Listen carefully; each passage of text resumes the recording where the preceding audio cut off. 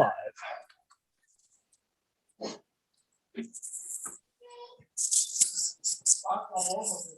Oh, we already got somebody ready to jump on and join the conversation.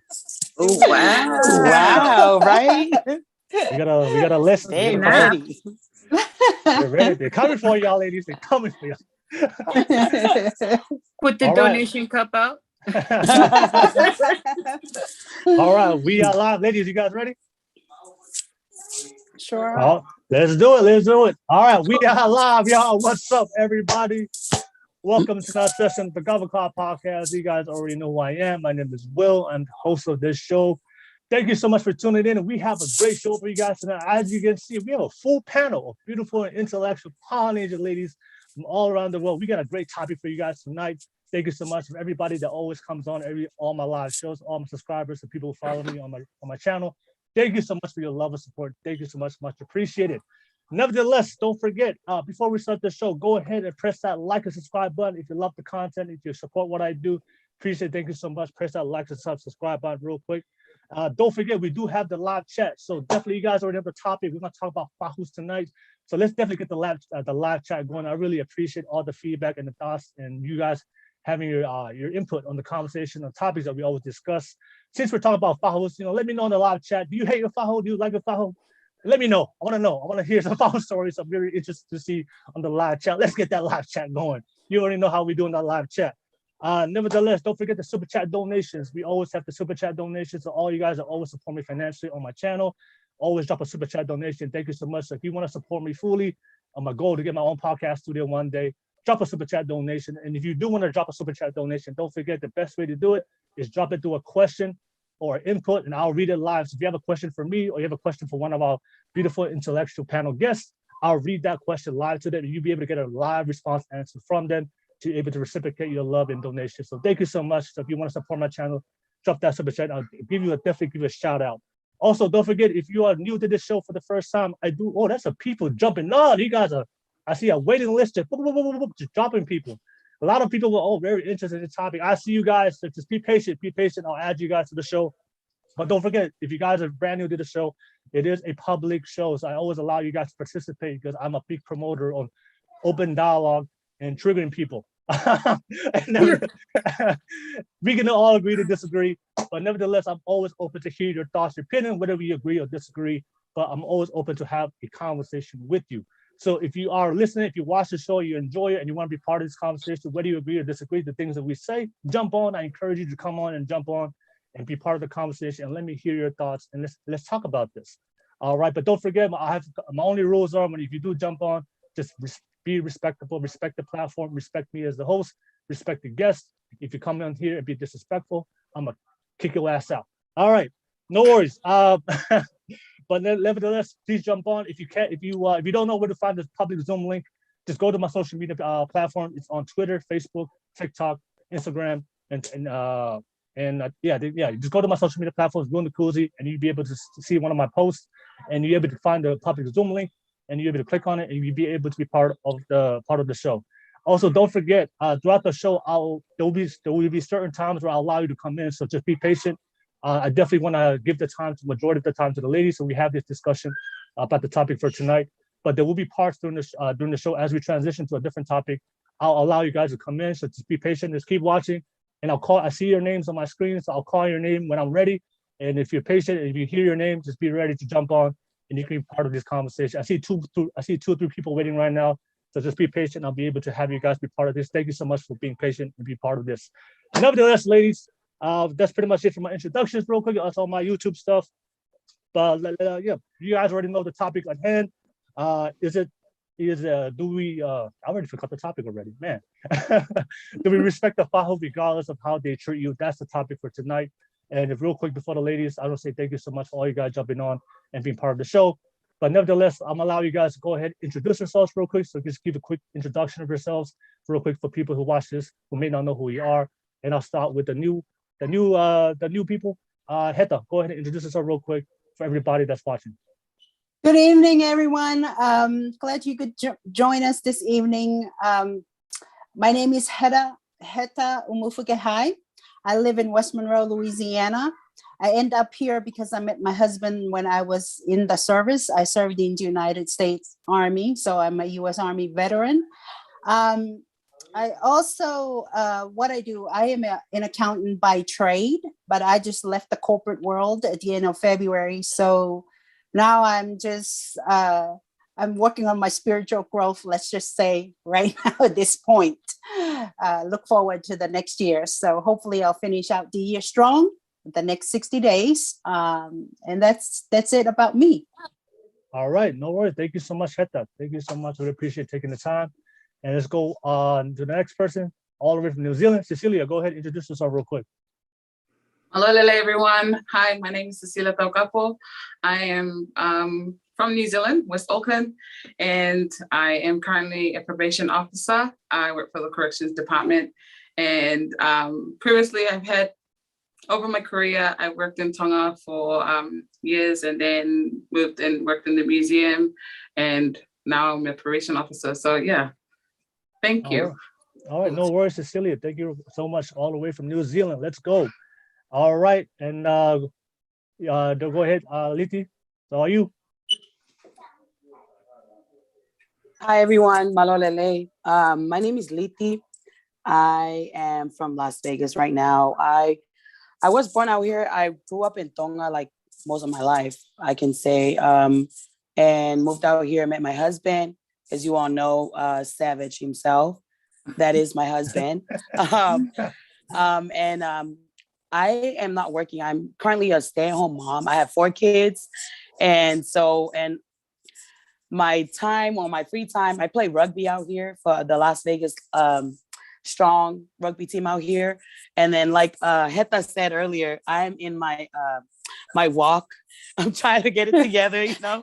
So, you know, there's a lot of time in my hands. So I'm not working. I'm always with my kids at home. So husband is the only one working at the time. So yeah, other than that, I'm just a stay-at-home mom with 4 little babies. Yeah, so. No worries. No, Liti, hey, Liti, you're always working because you're raising children. children. Yeah, 24/7. Yeah, so you gotta hold yourself to, you know, you always work, and you know, give a shout out to you real quick, always working. Yeah, nevertheless, yeah. All right, thank you so much, Liti. And Savage, you're watching this. Love you, don't go. All right, thank you so much, Liti, for taking the time to be here and excited. And last but not least, the veteran of the show, you guys already recognize who she is. Go ahead, the one and only. Go ahead, Iris. Okay, my name is Irene Rhodes. I work in the behavioral health field. I live here in Arizona. I am mixed, so I have a lot of mixtures in me. I'm half Tongan, Fijian.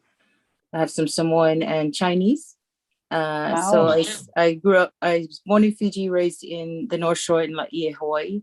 I spent a lot of time in high school in Fiji and then back again to the US. Yeah, so it's good to be here. All right. Don't take offense to what I say. I'm just here to create some dialogue and learn from everybody else. No, I'm different. I don't want you to be offended to the point where you're so offended you come on here and talk to us. Facts over feelings, right? Facts over feelings. That's what I want. That's what I want. All right, no worries, ladies. All right, you guys already know the topic in hand, but real quick, real quick. I see 2 people, Atasiu Lua and Tautai Trust. I see those 2 names right now on my screen.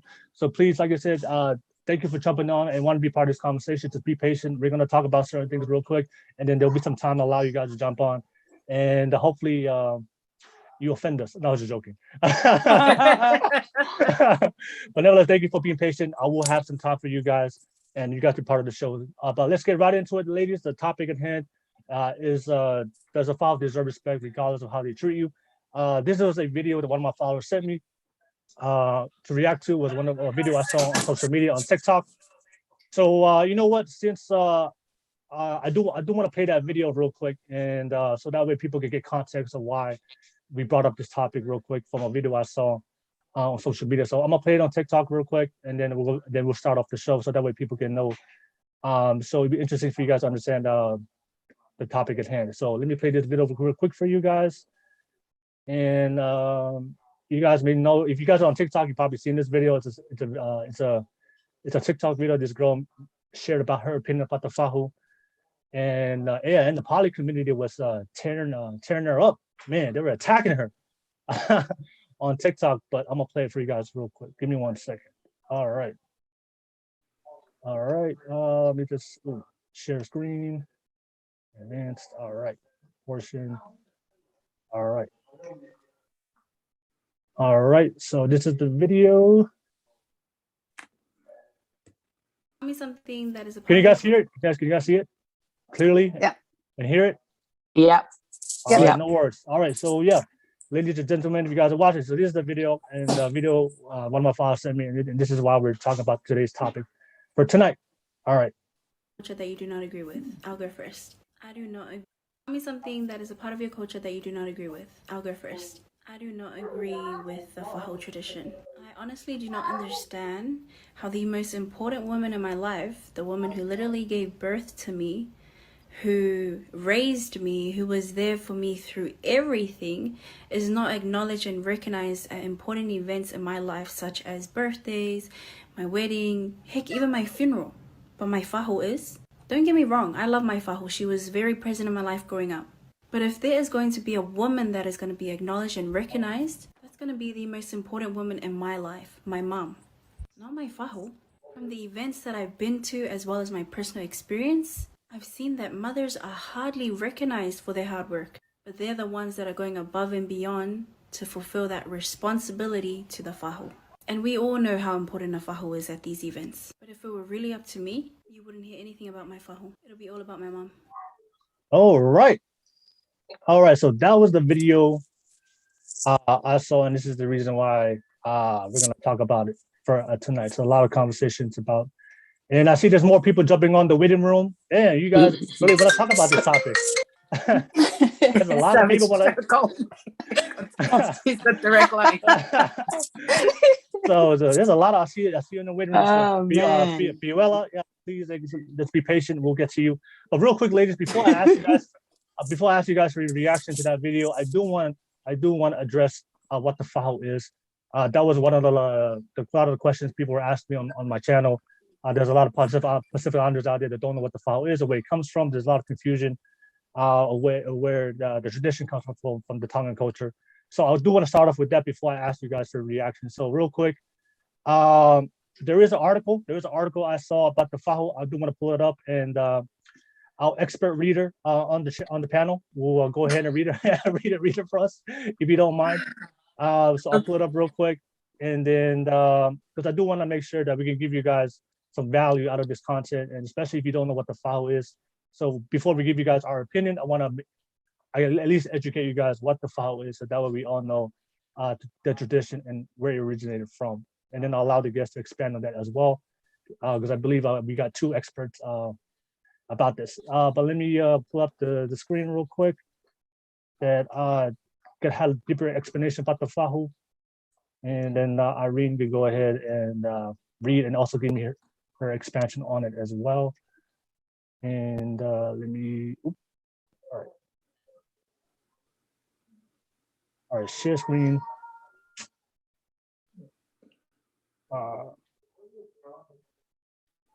You're able to pull it up? Yeah, pull it up. I'm just gonna, there you go. Sure. All right, cool. Yes. All right, go ahead, Irene. Can you see it? Okay. Yeah, so this is an article from the Coconut Net TV, and it's a Whakamalele, and it's FAHU 101. In the definition, it says FAHU is one's father's eldest sister, which is the Mehekitanga Eki. If she's not present, then one of her sisters or their children sit in for her. But the FAHU's koloa should still always be called to the Mehekitanga Eki. If none of one's father's sister or their children is present, the FAHUloa, your father's eldest sister, will FAHU. If the FAHUloa isn't present, the children or grandchildren, only from her daughters, will FAHU. There is no way that anyone can FAHU on their father's family. A man can FAHU over his mother's side, but his children can't. Cousins of the opposite sex can't fahu because of the taboo we have with the ngaane and the tofufine. Yep. If the deceased is male and is mehikitanga, they're her children, and lohuloa isn't present, the toakai mohonolohu, sister's eldest daughter, will fahu. All right. That's that was like the best reading I've ever heard in a long time. Thank you, Irene. And Irene, do you also want to expand on anything? You want to also expand on it? You want to share of because I know you did some look. You asked your family members and to get more knowledge about it. Well, it was, I was trying to simplify, but the scenarios change. I think that's when it gets difficult, right? Mm-hmm. And if you look at that article, there's a comment there where, someone asks questions about the changing scenario. But what I've learned over time is the importance of maintaining the values and the pillars and still honoring the role of the fahu. But again, it's an individual thing. What I asked about is what is their contribution? What is their role? And part of it is the leadership, right? Mm-hmm. Their leadership role. And I guess in Western society, I think it's slowly changed. And we've lost sight of those pillars and values that come with that role. And so when they start to shift, when I think of it, it's behaviors at the end of the day. Mm-hmm. When it starts to shift, then I think, like I said to you, they lose a bit of dignity and grace in that role. I just look at them as a leader, and I think that us young women would look to them as our mentors, and how we should lead with compassion. And I think some of those values are so important, such as, bearing one another's burden, humility, and all of those things are overlooked in a sense that the ego tends to get in, takes over of what it really should be, right? An honorable role to be in. Mm-hmm. All right. Yeah, no worries. Thank you so much for sharing that. Yes, we'll definitely go into ask other ladies, but you guys also share your knowledge and expand on what the FAHU tradition is. Definitely want to hear that from you guys. And I'll go right into Liti. Drop it, Liti. Let them know. Everything that she just read, it's exactly how I, how I when I grew up, that's how my understanding was. I didn't grow up with a FAHU, so I can't really say much on that, but the understanding behind it as far as like FAHU law and all of that, FAHU wasn't a word that was openly like anybody could just say FAHU. Like, here, like nowadays, FAHU is like, it's just thrown out there like it's like saying the word bro. You know what I'm saying? Yeah. So growing up, FAHU was never. It was like the word was like kind of sacred to even say. You know what I'm saying? Yeah. So now it's like she said, it's kind of like they just lost the dignity and the thing behind the FAHU because everybody's just saying it. Little kids are saying that word like it's nothing. You know what I'm saying? So that's my understanding in it. I mean, there's more to it too as well. I think the importance of knowing your role and knowing your place, we wouldn't have a problem having to say who the FAHU is. Everybody that shows up to an event or any family, anything that's happening, everyone knows their role. It doesn't matter if the FAHU is how they're saying now, like mean or it doesn't matter. Like we know if you know your place, we wouldn't have a problem. You know what I'm saying? Yeah. So like I said, growing up like half of my life, I do also have Fijian in my blood as well. Like it carries on.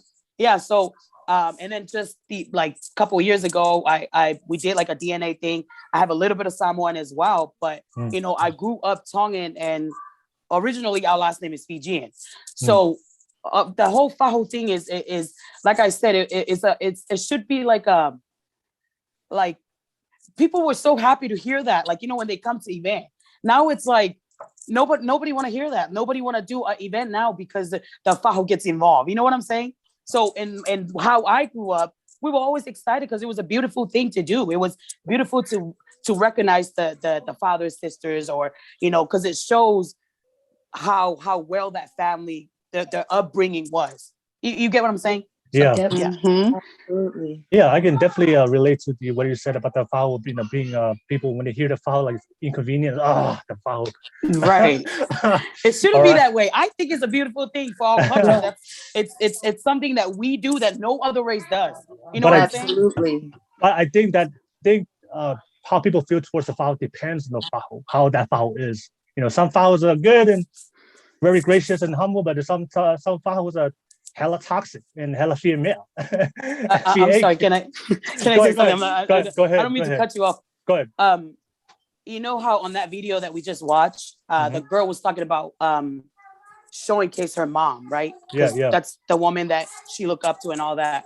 Yeah. That kicks in when your action, you know, like when you don't say nothing about it, it shows who your mother is. People talk about your mom, like Yeah. whether if you do good or bad, it doesn't matter what you do. So I think that's what the younger generation nowadays forget, that that's when the mom kicks in. It doesn't matter when everybody's showing case the FAHU and all that, but if they found out who you come from, that's the bigger picture. That's who everybody talks about is your mother at that point. Because, Absolutely. you know, all the years that they raised you and all how you were brought up, the only person they talk about is your mom. So regardless if your FAHU is mean, regardless if your FAHU is the aftermath that everybody's looking for, how are you going to react to it? How are you going to act to it, like when the FAHU is like acting the way they act? Because the only person they're going to bring up is your mother. You know what I'm saying? So that's why I feel like, I feel like I'm talking a lot, but there's a lot of things that is in my mind right now. And I just have to say that I feel like your mother is always going to be talked about no matter what. It doesn't need to be, here's what my mother did for me, regardless of what it is. You know what I mean? That's your mother's job. I'm not discrediting what our moms are doing, but at the same time, like everybody knows when on that day, that's who they're gonna highlight on that day. Who you come from, who's your mom, where that family from, where are they from? You know, because at the end of the day, the FAHU is gonna be up there, and that's it. Give them the glow, and they'll go on with their life. You know. All right. No worries. All right. I see there's some people in the waiting room. I see Biuela. Hi, Piu. That's my cousin. All right, Biuela. Liti. I'm assuming that's Savage. I don't know if that's that was a jump on. But also I saw some people in the waiting room. I saw some people on the waiting room dropped off. Just be patient. Once I have to give the panel the guests to make sure we get their point of view first, and there will be time throughout the show. I'll allow you guys to jump on. So just be patient. I'll allow you guys to be part of the show as well. But I do have to make sure I get my guests. I did them once on my show, and I'm gonna give them the time. But you guys will have a time. So just be patient, be ready. Thank you so much for being on the waiting room real quick.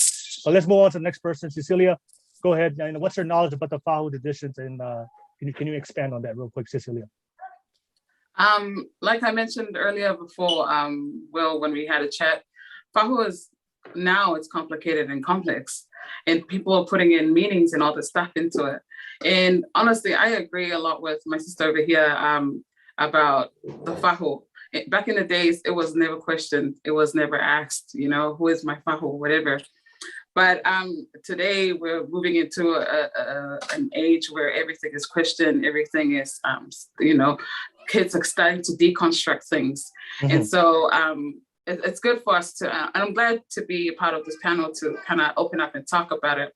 My views about it is our mothers and our fathers have a role, right? And our mother, as loving as they are, their role is to nurture us and to love us no matter what. But it doesn't just stop at our mother. It expands out to their side. So her siblings also become our mothers, and their brothers become our fa'etangata. Your mother is attached to that word, fa'etangata. And so when it comes to our father is so restricted. He's already got taboos that we abide to. We can't touch his head. We can't touch his lip, or we can't eat his leftover food. So with that, it's also extended out to his family. And so when it comes to his sister, that's above my father. And so I have a beautiful relationship with my FAHUs and my Mexicanas, and I love them. But I also know my role, and my mother has taught me my role as well. And like my sister said over here, it's not an individual thing. It's a holistic thing where your family is also involved in it. And once a person kind of appreciates that, everyone just goes, oh, it's reflective of her mother's upbringing, her mother brought that up. But also the women has a privilege. The women has privilege too, because when it comes to her brother's family, she's the one that's put up in the pedestal, And so it's a reciprocated kind of love. We do that to our father's side, and then our mother in turn get that from her mother's side. So it can seem complicated, but because nowadays a lot of families don't have that conversation with their children, and just having that conversation with their children, it helps a lot, and it helps heal a lot of things that kids are nowadays asking. There are toxic people out there, toxic FAHUs and toxic, but that's our father's side. That's the restricted area. We kind of don't cross that line. So we don't cross that line. We put all our frustration and all our anger onto our mother's side, and they take it on, and they nurture us, and they, tell us what we should do in this situation. So that's my input right now. And it just all draws back to our background and our history. The idea that women are goddesses. We come from Puloto. And then the men, what's Onufes, they're maggots, that's how the status came. And even our Toitongas, when they had a sister, they had to marry off to other islands, to Samoa and Fiji, because that's how sacred they were. And that's how sacred our father's sisters are going to be. And our mother is already sacred to their brothers and their children. All right. Thank you so much, Cecilia. Thank you for dropping that. And I like what you said about knowing the roles and making sure that, the kids nowadays are being taught. Because that's one of the feedback I get from a lot of the children, of the people of the younger generation hitting me up on my social media platforms. A lot of them weren't taught this information.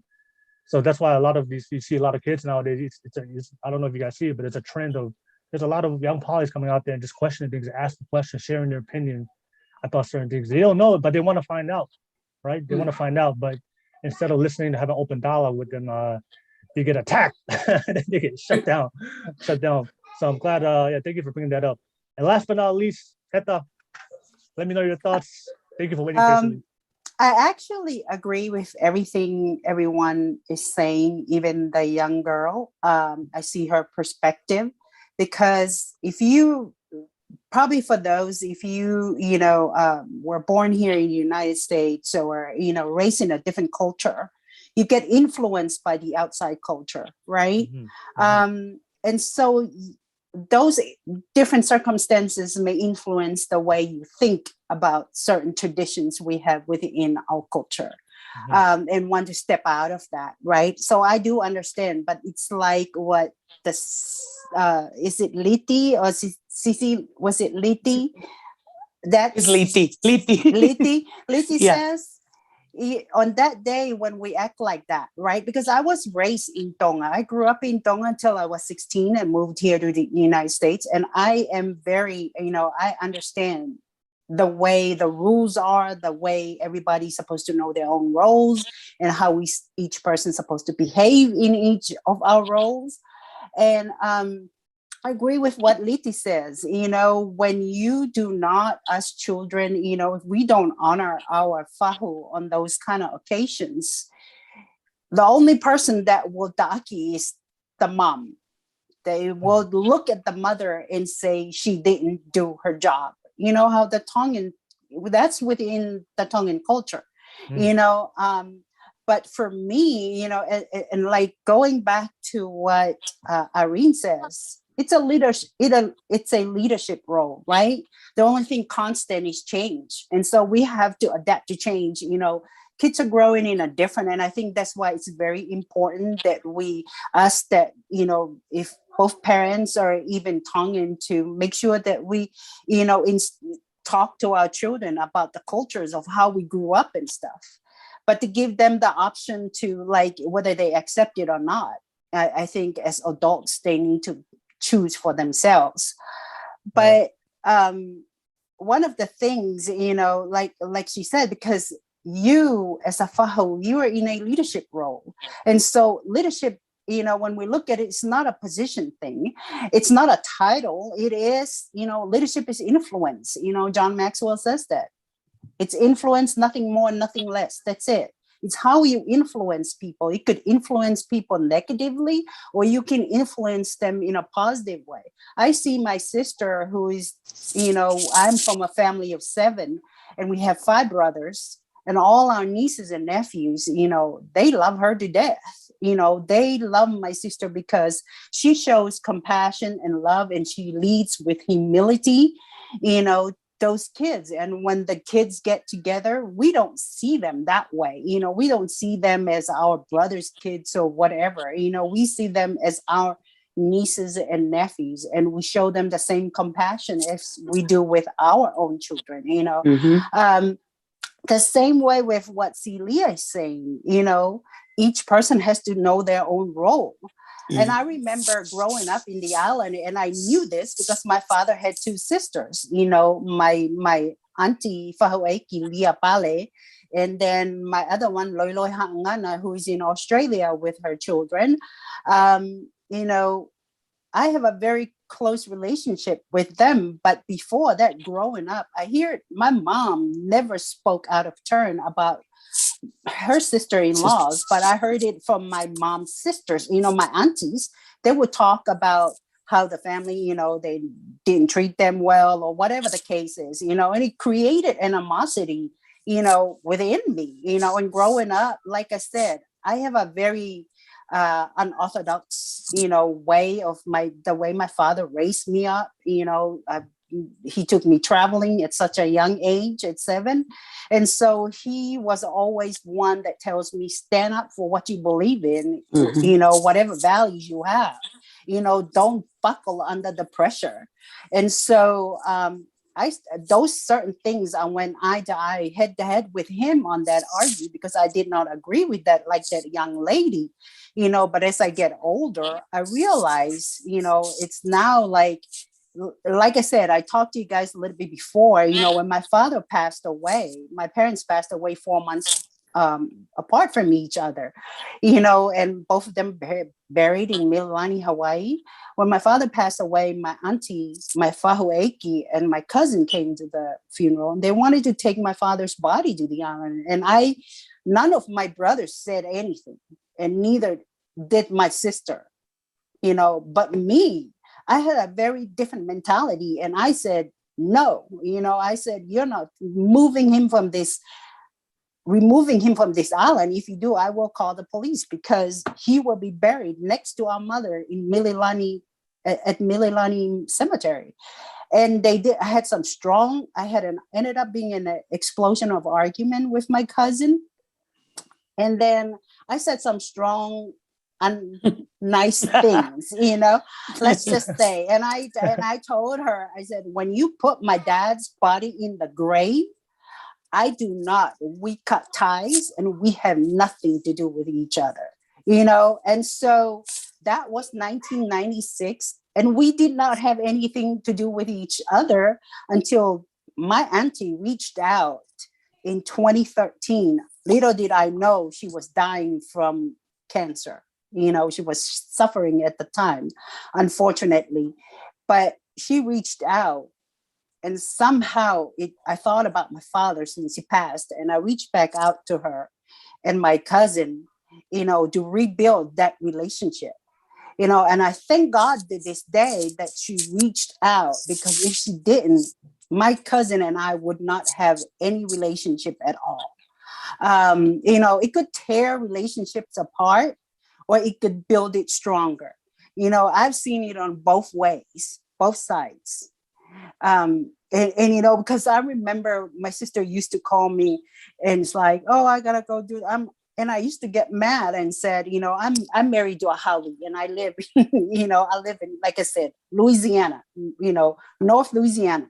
And so I used to like chew her out for like, why are you doing those things? It's a different time. It's a different way, time has gone by. You need to stop that. But she knew her place. You know, whereas me, I joined the army, I've been away from all the Tongan tradition for over 30 something years. You know, she still kept to that. Now I'm coming back and I see it. You know, her leadership brings the family together. Really, they do. Whether it's one of the nieces having a wedding or whatever case may be, all of the kids learn from her leadership. They all work together. It's like a strong in front. And my sister alone and her husband have 13 kids. Wow. You know, Okay. that's an army. I know. That's a whole army right there, you know. And but going back to what Irene said, leadership has to do a lot of things. If you are a FAHU, you have to remember that you have to be compassionate to both sides, you know, because like everybody has to earn their own living. They're going to put a roof over their heads. And I've seen it too in the Tongan functions and things. You know, sometimes some of the Tongan things, they go out of their way to cater to, you know, honor the FAHU, but they ended up being broke and can't pay the bill or put food on the table.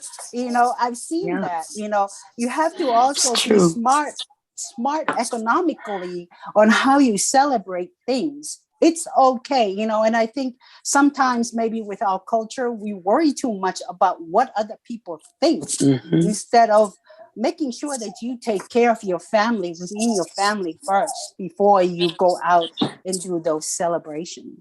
That's my perspective on it. Yeah. No. Can I say something? Yeah, go ahead, Her Irene. Royal Highness Pilolevu even stated in one of her videos that, you know, to do things within your means. Right? Do things within your means, not to the extent where you have to get into debt where people are suffering, still paying off the debt. Right. From these events. All right, no worries. Yeah, so I love everything what you guys say, ladies. I think the biggest thing I heard from you guys was leadership, and then I love what you said that leadership is influence, right? So a lot of the feedback, you know, the reality is, you know, leadership. You know, I think I heard this from you, Heta, about leadership. You know, you aren't born a leader. You know, leaders are made, right? So the reality is, there's a lot of FAHUs out there.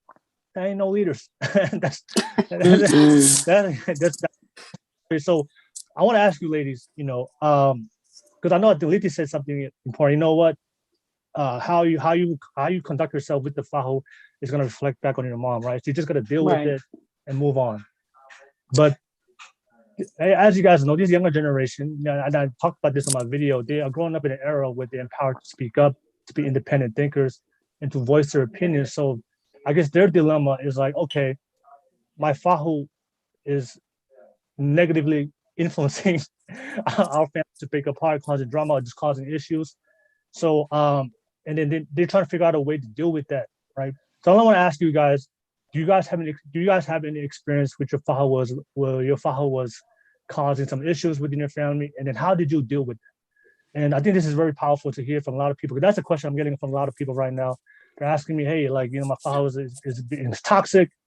I know my parents are telling me, you know, just be quiet, deal with it, but they find it hard to do that. So like, what I guess what's like, because I understand both perspectives. I understand what our parents are saying. I also understand the new generation growing up where they have to voice what they say. They're not just gonna let people step into, you know, overstep their boundaries, if that makes sense.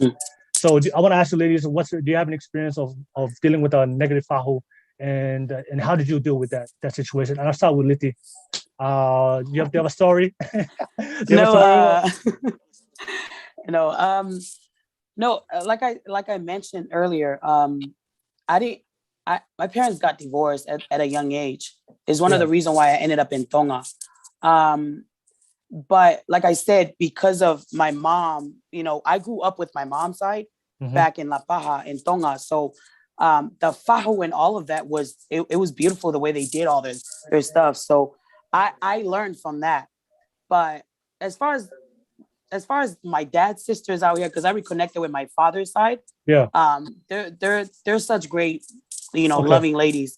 I guess what I'm trying to say is that you know how I said earlier, everything that you do it reflected with your mother, like how you were raised and all that stuff, right? Yeah. And why I say all this, you know, because I'm ready for it. I know a lot of people are not going to agree with me, but I'm going to speak from my own experience. Yeah.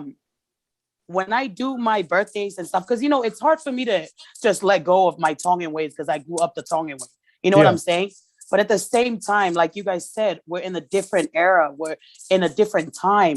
If you're not going to do the FAHU the right way, don't do it at all.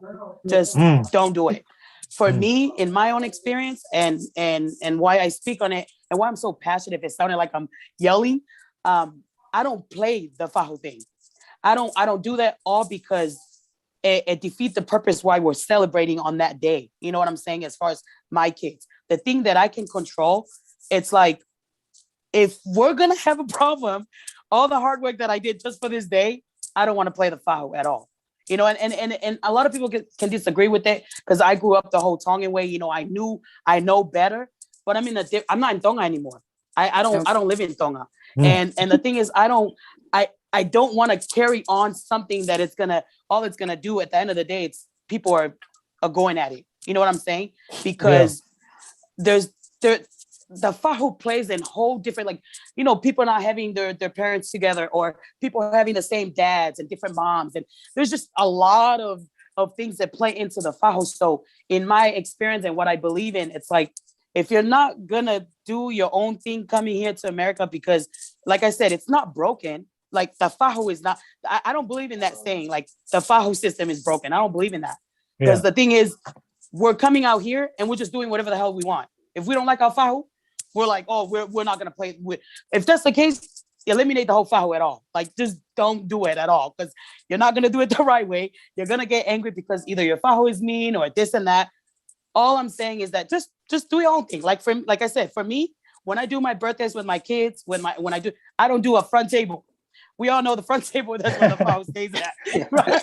So I don't do no front table. I don't do no FAHU. I don't do none of that, because I rather keep it on my own means, what I can afford, what I can do on my own accord, and keep it simple. If you want a FAHU, you can go do your own FAHU. If not, we'll keep it simple and we leave it at that. So all in all, what I'm saying, because I know I'm going to get a lot of heat on it, and it's fine, but with my own experience and with my own opinion and whatever it is, just don't do it at all if you're not going to do it right. And we're not in Tonga, I'm sorry. So, I'm sorry. Sounded like kind of weird. Liti, my grandma used to tell me that right before she hit me. Hey, if you're not going to do it, you do it right, don't do it at all. Don't do it at all. Don't do it. Put I hatampuai mua. Yeah, exactly. I'm just kidding. Yeah. Goodness. Put a doll out there. Oh, I like that idea. I like that idea. Sorry, right. I'm just so passionate about. No worries. All right, drop some comments so they know. I know we're all sharing our experiences right now. So if you're watching this right now, I see the people that's watching this right now. Drop a comment, let me know what your thoughts are and your FAHU experiences. Well, I'll move on to Cecilia real quick. Cecilia, do you have any experiences of dealing with some difficult FAHUs, and how'd you deal with it? I don't have any difficult FAHUs, so I'm sorry.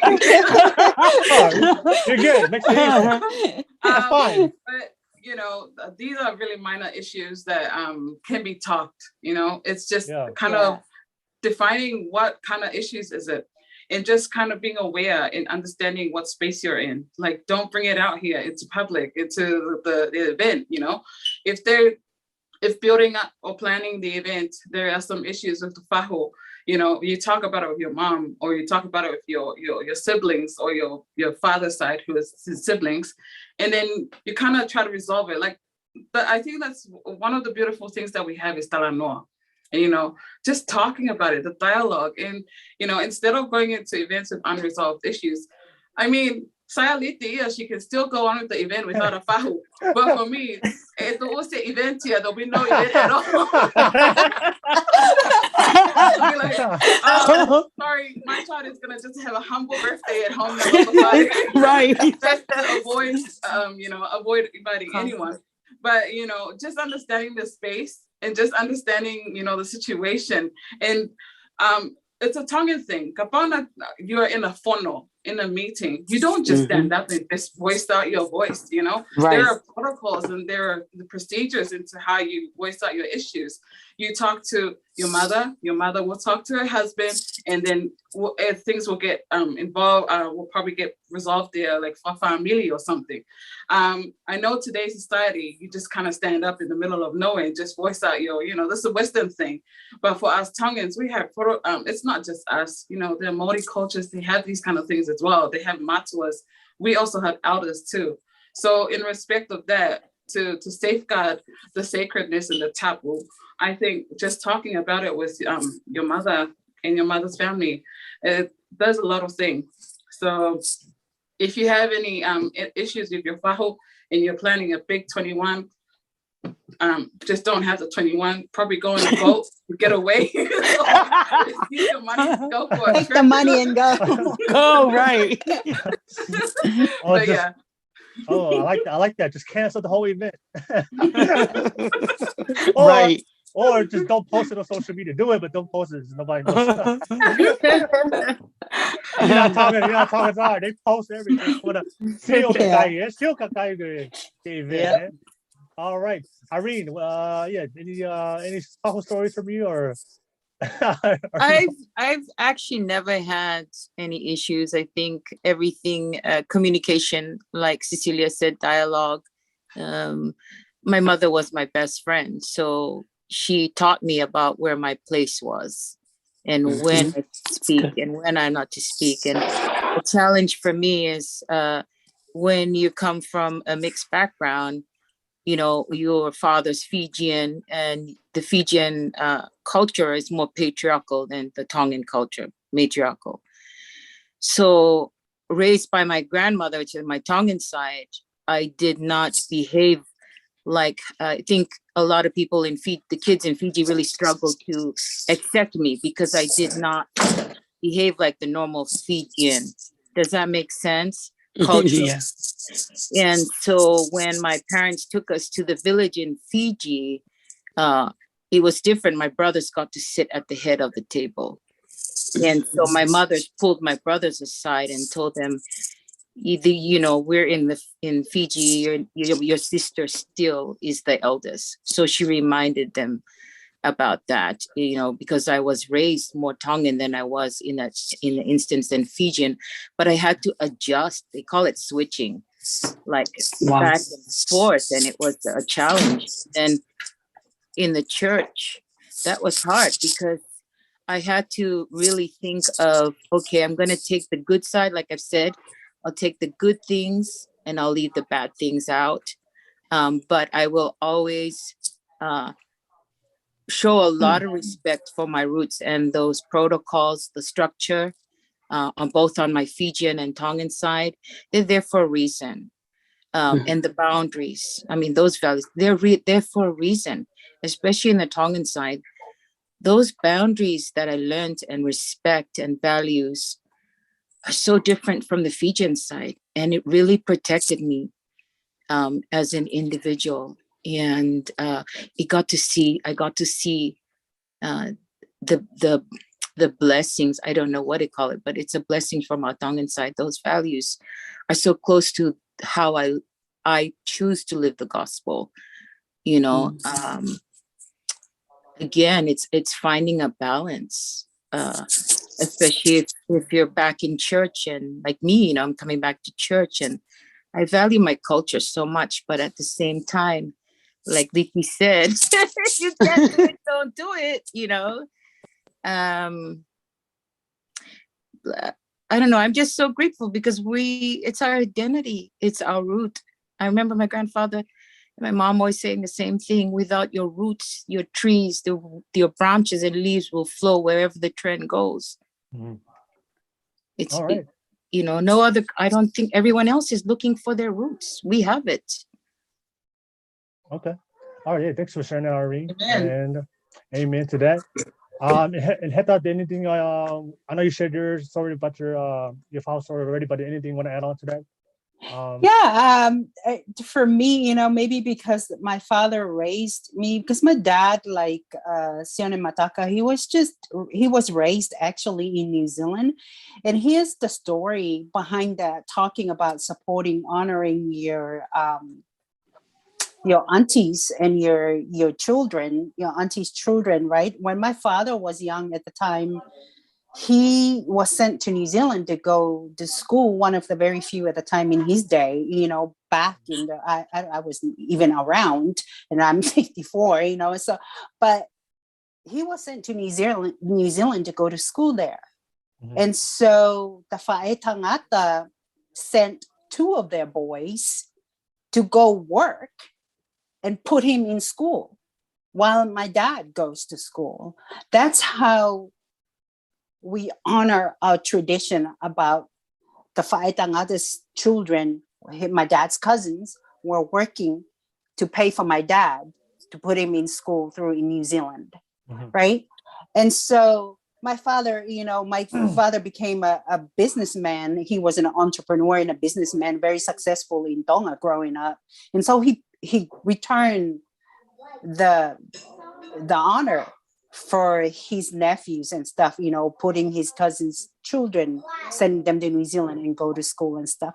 And he did the same thing, like for my auntie's daughter, sent her to Australia to go to school there, to Taleva. And so, but I totally understand it and I totally respect. And I think that's one of the things that came back, because no matter what, those things, traditions that our parents give us, it's like within us the rest of our lives. It doesn't leave us just because we're here in the United States, right? It's still there. And so one of the things too that I remember growing up is that how we act as children exposes how our mom, not so much our father, but how our mom raised us. And, thinking about it, nowadays here, it's like, I agree with what Liti said. If you're going to do something, and you don't want to do that tradition, just simplify it and do it the way the Palangi people do it. It's not going to be, it's like when my sister, they had the 60th birthday for her. We told all of them, no Tongan stuff, no gift, no Tongan stuff, none of that. But the kids, our nieces and stuff, our brother's children still do the, honoring her by bringing money and all that kind of stuff to the celebration. But like, I really think the core thing is, if you have an open dialogue with your parents, both parents, and I think, and you have a disagreement with how your aunties are acting and stuff, you may want to talk to them and see how that goes, and ask your father to talk, look, we are in this time frame, and sometimes some of the kids may have voice, and sometimes the parents may not allow them to have voice, depending on the relationship. But if you don't talk about those kind of things and let it out and let the kids to hear their voice and their opinions and honor that, instead of just doing the dictatorship kind of thing, like, no, you shut up and you go sit over there on the side, instead of allowing them to have a voice to talk about these issues that they have that create animosity within them. Because I'm sure that it's the last thing you want to do is create animosity with, among the kids, the children growing up. It's a beautiful thing whenever I go to California and see like my nieces and nephews. They're always they always help each other. They always work together as a team. They always, whoever needs support or have a function, they all reach in and help, but it's like I said, leadership has a lot to do with that. And if you don't know that you are supposed to build trust, respect to your sister-in-laws, because it's biblical. When a man marries, he leaves his parents and go and be one with his wife, but it's also biblical too. You show respect to when you, auntie, show respect to your sister-in-laws by honoring her and her children. The same, it's like a reciprocation thing. You get the same treatment back. It's like the golden rule: treat others as you like to be treated. But don't expect to be nasty and ugly and expect your nieces and nephews to be all smiles and return the same favor to you, because you won't get it. Okay. All right. No worries. Ladies, thank you so much for sharing it, sharing your thoughts. Real quick, thank you so much for everybody still watching. I see there's a lot of you guys are watching now. Thank you for dropping the comments. I've been reading some of the comments. Thank you so much. Liti, they said that you really removed the front table. All right. So I definitely want to hear any stories. If you guys removed any did you guys remove tables? Did you guys cancel the event? I don't know what you guys did. Let me know on the chat real quick. But real quick, I see there's about 17 people watching. Wow. But I only see 7 likes. So I need another 10 more likes, y'all. Come on, y'all. You guys are watching this right now. But the people that's probably those FAHUs watching right now, hella mad. They don't want to like that video. But yeah, if you're watching this right now, if you love the content, support what I do, please press the like button. Let's get the algorithm going. I do want to spread this video real quick. But ladies, thank you for sharing responses. I do want to go deeper into this because I've been taking notes as you guys were conversing under your thoughts. I heard a lot of things about a lot of kids are losing dignity. There's a lot of kids not knowing their place. We talked about leadership's influence, the values are starting to lose. So, I mean, those are one of the most common things I hear, especially from the older generation. They're concerned about the future generation not keeping up with the traditions, not keeping up the traditions and the practices that we all grew up with, right? Especially in Western society, Western countries. But I know Heta said something like, a lot of the younger generation don't know about they weren't educated like we were with the practices and the culture, or they didn't grow up in the islands like we did, some of us. So they weren't they don't have deep roots in the culture and the practices. So that's why a lot of them are, they're voicing their opinion, they ask you questions, why are we doing things this way? Why do we have to do this? And a lot of times, like you said, they get shut down. They get shut down, they get told to shut up, know your place. But then that's why a lot of these kids don't value the traditions and the practices, because we're suppressing them and we're not valuing their concerns and their questions. So I do want to ask you, ladies, whose fault? Either whose fault is it, or what's the solution, right? So at the end of the day, we're all here in America, we're all here in the Western side trying to make a life, but we're all Tongans and Pacific Islanders and Fijians.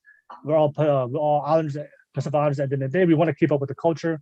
But we also want to make sure that at the end of the day, we still want to voice our opinions and want to be heard. Because I know a lot of you ladies are all vocal. Because you guys are all vocal ladies. You guys do love sharing your opinion. So I guess what's the solution to be able to still keep our practices and know our place, know the dignity and the value of the culture of the FAHU tradition. But at the same time, like the young generation are speaking. They're having concerns about the things that they speak on, especially when it comes to this. So what are your thoughts on that? What do you see? I'm interested to hear your thoughts about that. I guess the gap between the older generation and the younger generation when it comes to our culture and traditions that we are expected to practice. So I'll start with Liti. Like, what are your thoughts about? We'll come back to you. So Liti, what are your thoughts about that, Liti? Like, the younger the older generation, the practice of the culture, whose fault is it? Is it the older generation not communicating, sitting down with the younger generation, or is not the younger generation being ignorant, not really sitting down and learning about the culture and the traditions and the practices? Like, what's your thoughts about it? Honestly, I really can't blame like whether if it's the older generation or the younger generation. And the reason why I say that is because I think it was Heta that said it. She said, we're influenced by other people regardless of what we're being taught. You know what I'm saying? Yeah. Like if I said, let's go off with speaking Tongan, just an example. I can teach my kids how to speak Tongan, but the Tongan language itself is not being practiced out there. You know what I'm saying? Mm-hmm. That kind of is the same thing with our tradition, our the way we were raised. It's not the same as having to like explain it to my kids nowadays, because the environment that they're in is not the same as me. Because back home, you start acting up, you get smacked by whoever is around. You know what I'm saying? You can't do that here. You know what I'm saying? You can't do that here. You can't. Nowadays, it's like you try doing that out here. It doesn't work like that. But back home, you can get corrected. Like the leadership and everything kicks in back home, because then everybody want to beat you up back home. You can't play that. You know. Yeah. So I can't really blame like the old, because I have to say I'm very grateful for my upbringing, all because I came at an age that I understood the Tongan way, and also I kind of can adjust to the way here as well, if you know what I mean by that. Like I grew up Tongan, but at the same time I can understand the way here too as well. You know, it doesn't bother me as much. But so I can't really blame like, oh, you know, the older generation, because they try their best. They came out here, they try to survive, they try to, you know, work for us younger generation. But at the same time, they can do the best they can. But if they kick it with whoever they want to be around, it's not, they're gonna get influenced by it no matter what. We're in a different time where we're not, like I said, we're not in Tonga. It's not the same. It's just I can't really blame, with my own thoughts, I can't blame anybody. Like, you know what I mean? At the end of the day, I could teach my kids what I can teach her, but it's not gonna be the same how I was brought up. You know, because I still have, I'm not gonna lie, as much as we joke around about removing the front table, that's just for my own peace, you know. But at the same time, deeper down, because I was rooted with the Tongan upbringing, there's still part of me where I'm like, man, you know, like I still want to practice that. Does that make sense? Yeah. So so I can't really blame anybody like at that point. Like we can try our best to do what we can, but at the end of the day, the younger generation doesn't have the same passion as the way we were back home, like in Tonga, like the way, you know, like us, like all of us here, I feel like we're all agreed in a lot of things together, because somewhat we grew up the Tongan way. You know what I'm saying? Yeah. Like we were around it, we saw it practice in front of our eyes, in front of our, like in, like up, like we were like in front seat, you know? So here, I can't tell my kids how I was raised. Like I can tell her how great, you know, I can take her back home and show her all that, but it's just not the same, you know? So. Okay, no worries. Thank you for sharing that, Liti. Cecilia, what's your thoughts? Thanks for that, Liti. That was beautiful. Honestly, just like what Liti said, I can't blame anything. I probably blame Western colonialism, but no.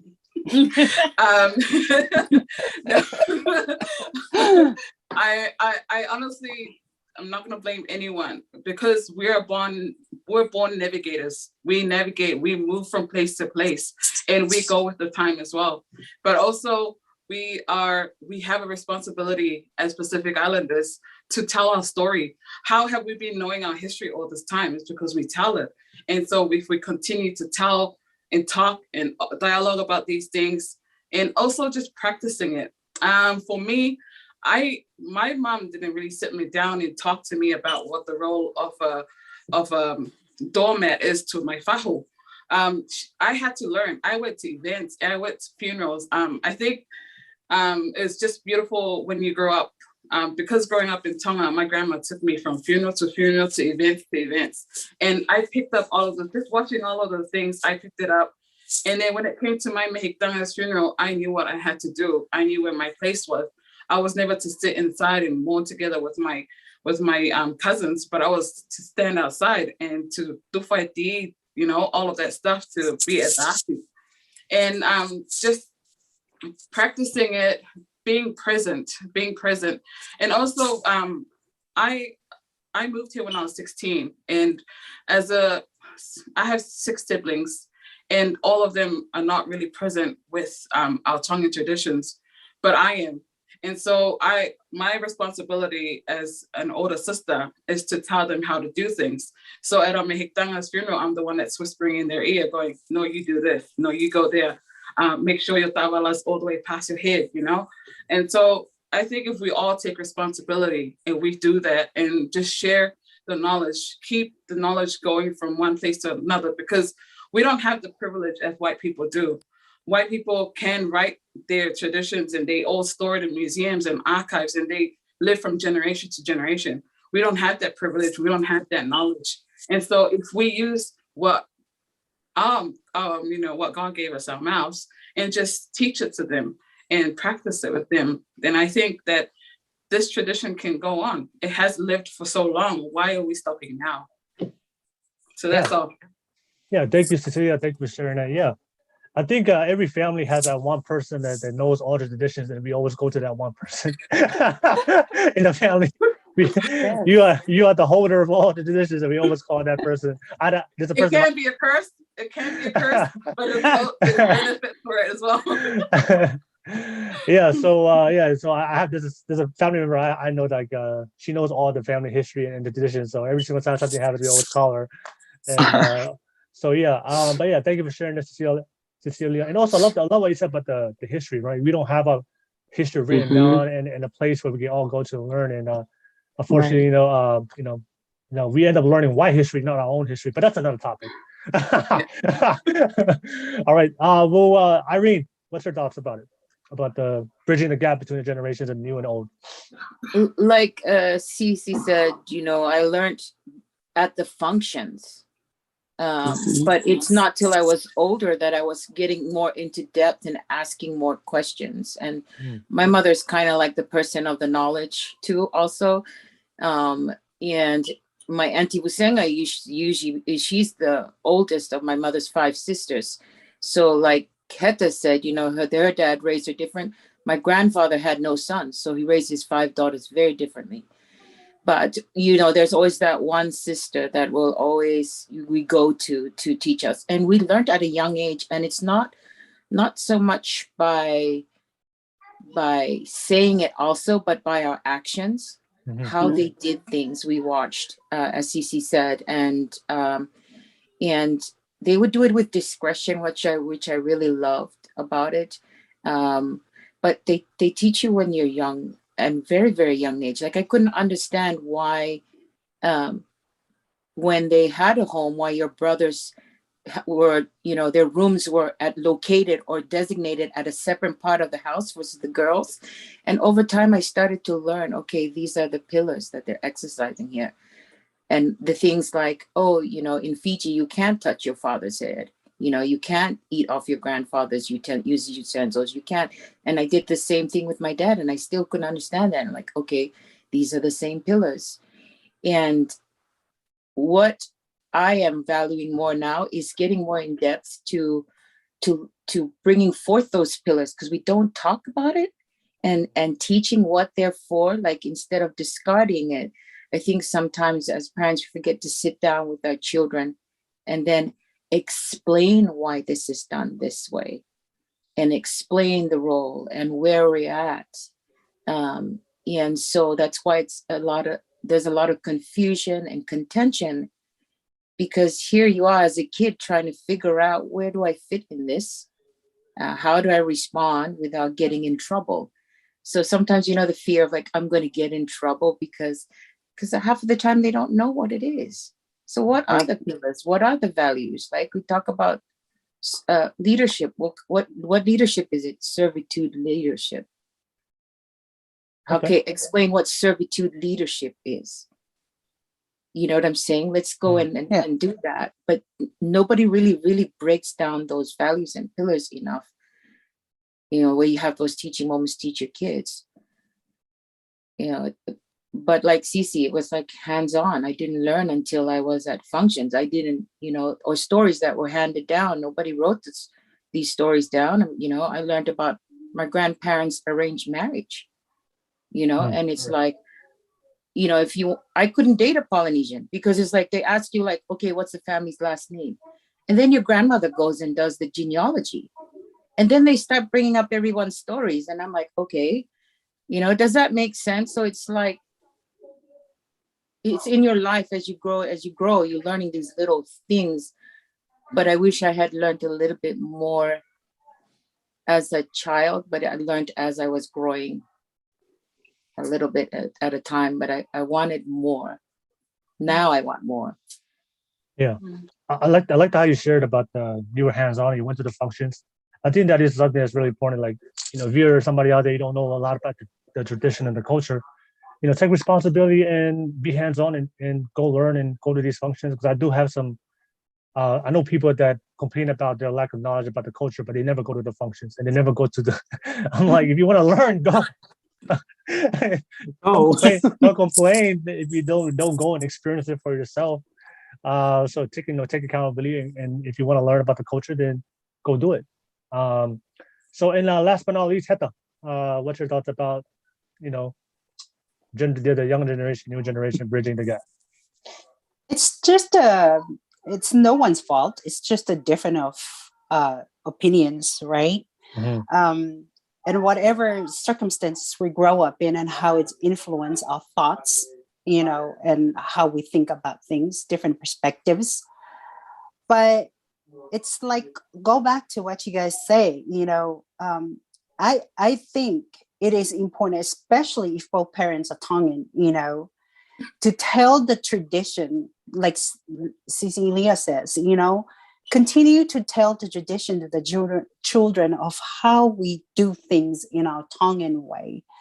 But, I think sometimes it's a little bit forceful. You don't want to force it down to their throats where they resist, but it's also, I think, leading by example too. Not only talk about it, but leading by doing, right? We could have all good intentions all day, but if we don't take actions on those things, that it means absolutely nothing, right? And when we are acting on those things, honoring our aunties, are we doing it? Are we coming from a place of love and compassion, of showing like that, showing our children, that they can have, showing them have trust within among their aunties, that it will reciprocate the same way, when it's their mom's relationship with their brothers. There are 4 things we need from each other, as we interact as human beings, and that is trust, compassion, stability, and we need hope for the future. Those are things that like we must have, but also more importantly, to make sure that you have God within your family. The father is like the head of the household and depends on his actions, his words. Sometimes we try to tell our children stuff or tell them how they should act. But if we don't walk the same path, walk the talk, and show it to them, that's what leadership means, is that you pull everybody behind you as you lead your family. The kids will grow up. And no matter what opinions they have as they get older, they will still remember those things that their parents taught them. That when their mom passed away, they will pass on the tradition, and act on those things. I think those are very important to have like open dialogue with your children sometimes. We like to shush our children and don't think that they have opinions. They know what they do, but they're, these kids were created by God. They have their own minds. Some of them at younger age than others. Some of them are just easygoing, go with the flow. And I totally agree. Every family has that one person that knows all traditions we have in the Tongan culture. And in order to keep that tradition going, I think more of those as we get together in family reunions, get together and stuff, instead of competing and trying to show out what we have and what cars we drive and whatever, material things, let's sit down and talk about the family tree, how do we come together? That's what built stability within family units, among family units, and bringing them, showing compassion and love for each other, is to hold together the family unit, regardless of if you are the auntie or the uncles or whatever. I think that's what my perspective on the whole thing is, so. All right, yeah. Thank you for sharing that, Heta. And I know there was a couple people that was on the waiting list, and I know was like 10 minutes into the video, you guys just dropped off. So if you guys are still watching, come on, jump on back. I couldn't even last 10 minutes. But jump on. I would love to hear your thoughts. If you guys still want to come on, I encourage you to be part of this conversation. And I'll definitely add you in. But ladies, I do want to ask you guys, I do have a very hot topic or controversial question. And don't hold back now. I'm gonna ask you guys this question. So a lot of the things you guys said, I totally agree. And I think one thing about Lita said was about you have to figure out a way that works out for you for your own peace, right? And then I remember I had a conversation with Irene talking about traditions and culture, where you have to keep the good and then leave the bad, right? I know Heta, you have children. I know Irene, you have children. I know Lita, you got kids. Cecilia, do you have kids? Okay, no, it's good. So no, it's all right. But I do want to ask you, like, because you guys are the ones, you guys are the parents. You guys are the ones for teaching, I guess, your kids the traditions and practices. So I do want to ask you guys: are there, like, to take off what Irene said, keep the good, leave the bad? Are there certain traditions or practices in Tong culture that I'm not continuing that. I'm not teaching that to my kids. That's gonna stop with me. And of course, there are things that you teach on and pass on. So that's my opinion about because one thing I always believe about culture is it evolves over time. That's why as generations goes, culture is going to change because people change over time and the time changes. So we have to adapt, right? This notion that everything must be the same for the rest of the eternity. That's not how reality works. So things are going to change as the generations grow and change as well. So I do want to ask you, ladies, like, what are things in the Tong culture or the way you guys grew up that stopped you told her, so that stops with me. I'm not teaching that to my children. So I want interested to hear your thoughts about that. So that was how you do, Lippy. Are there anything that about the way you grew up and things were taught to you, had practices, like, I'm not teaching that to my boys and my children. I'm gonna teach them a whole different way, a different method. I want to hear your thoughts on that. Don't get me wrong. I do teach my kids the Tongan way. Tongan language is my first language. But it's at the same time, my husband, his whole background, you already know, Savage, his whole background, he was born out here. Mm-hmm. A little bit of his beginning of his life, he was in Tonga, but he came at a young age. So in a lot of ways, how I was brought up is completely different from how he was brought up. Yeah. So the one thing that I can say growing up, that it's not like a tradition thing, but like I think one of you guys mentioned it earlier, when we're like hushed to not say anything, like you can't just speak, you can't talk, you can't say nothing. Yeah. That's one thing I wouldn't say it's a tradition thing, but I feel like a lot of Tongan that I've come across, they hold back because of the level of respect. Like, it doesn't matter if you're right, it doesn't matter if you're wrong, you still hush your mouth, like you can't speak up. Mm-hmm. But how I was raised, I was able to speak back. I was able to say my thoughts. So back when I came back here, but when I was in Tonga, I wasn't allowed to speak. I wasn't allowed to do none of that. I teach my kids. So, if I in the beginning, when I first had my kids, I would hush them. I would stop them from talking back and all that. Now because I got mature, I got older, I let them speak their mind. I let them talk, even if it hurts my feelings. You know what I'm saying? Hush, you mean? No. And that's another thing. But I wouldn't say it's a traditional thing. It was a practice. I think, yeah. But there's one more thing that I'll get to. Women not playing sport. And why I say that, when I was growing up in Tonga, I wasn't allowed to play sport. I wasn't allowed to be in how they went to Te Whaiva? Did you guys know that back in Tonga, when they would go to Te Whaiva and everybody went to sport and everybody played sport? I was in the practice, but my family didn't allow the girls to play sport. So when I came out here, I had the freedom to just be like, you know what? I'm playing every sport I can. So I did that. So even now, like my oldest daughter, very athletic little girl, like she's so athletic. And I put her in the boxing, You know what I get every day? People texting me, my mom, my auntie, my uncles, everybody. They don't want her to do boxing, but it's the old mindset of women shouldn't be playing sport. You know what I'm saying? Yeah. Oh, I can disagree with, because I play sport. Even with 500 kids that I have, I still find time to go play sport. So, and with my own family, I allow my girls to play sport. If you want to play sport, play sport. You know what I mean? Even though I grew up in a time where women was only making kids, cook, and clean. You know, nowadays that's not what it is. Like nowadays, so that I think that's something that I don't practice at home. Like if you want to be a singer, if you want to be an actor, I don't care what you want to be, just as long as mommy and you know, my kids have an understanding. So I think that's something that I grew up. I wasn't allowed to do it, but I'm not going to do that to my kids. If you know what I mean. Good. Oh, that's powerful. That's powerful. Man. Yeah. Liti don't play. She got the moves, y'all. She got the moves. No. Not only verbally, but physically. No. All right. Cecilia, I know you're the holder, you're the gatekeeper of all the traditions, right? So I know you don't have kids, but you know you're gonna have kids one day, and you're gonna practice. I mean, I'm just interested. Like, there's certain traditions you think about. You know what? This is, I don't like this.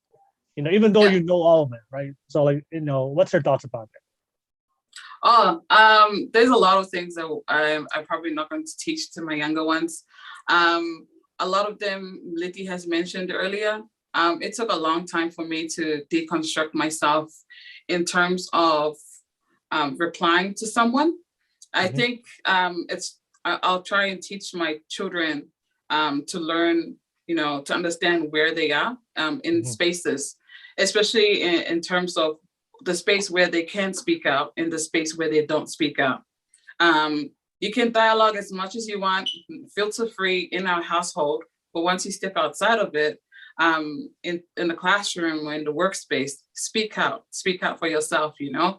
I didn't do that a lot because I came with that mentality from Tonga, and throughout university, I struggled a lot because I didn't speak up, and I still have that, you know. I let people walk all over me with their opinions, and then I just kind of keep close with my opinions. In terms of breaking barriers as well for women, that's a big thing as well. Breaking that barrier. I always loved dancing, but it wasn't something that was seen as a real profession back in Tonga. So I came with that, and I just saw dancing as a hobby. But now people have careers in dancing, and it's too late for me. So just trying to let the kids go for what they want, actually, and trying to support them in that, whether it's sports or it's something that's outside of Tongan norms. There's practices like, the marriage practices before they go on honeymoon and all that stuff. All of those practices out of this world, so that's not going to happen. Can you elaborate on that one? Just filter this conversation. Right. You know what I mean? Don't do it. Don't do it. This podcast is raw and unfiltered. There is a practice that my dad strongly disagrees with, which is the cutting off the hair. Cutting off the hair by the FAHU. And I think we've gone into an age now where, as when you feel that much respect for someone or a love for someone, you cut it anyways. It's not just basically for your father's side. So that's something I'm still struggling to kind of, where am I going to teach my children to do that? Because when my Faitangata passed away, he was someone really, really close to me, and I saw him as a father figure. I cut my hair for him. So I kind of broke that tradition on my own. And so I don't want to be a hypocrite and teach somebody, this is the right way, but then also giving it room to a space to grow and to kind of to arrange it into our age. Yeah, to arrange so the practices to our age today in the space where we're in diasporic areas, we're outside and overseas. We have to learn to adapt to what our community gives us. So yeah, that's me. All right, no worries. Thank you. Thank you for sharing. Appreciate it. Appreciate it. Irene, yeah. Any thoughts, Irene? Practices? Cece was on point about the arranged marriage. Being on your own again, my parents like, oh, you better come back to Fiji. I've got arranged marriage to your Fijian chief. I'm like, I'm not serving. So no, that's out the door. Iti touched on I grew up in the era again where children were seen and not heard, and your place, right? So I raise my kids differently. I allow them to have that conversation with me. I want them to express themselves and not feel like they can't share their own opinions with me. So I want them to feel heard and validated. I want them to be healthy communicators. We did have those dialogue about the cultural thing. When someone dies and everyone contributes to, someone, and, my daughter came up to me and said, well, I don't know that person. Why should we send money to that person? If my kid die, will they do that for my kid?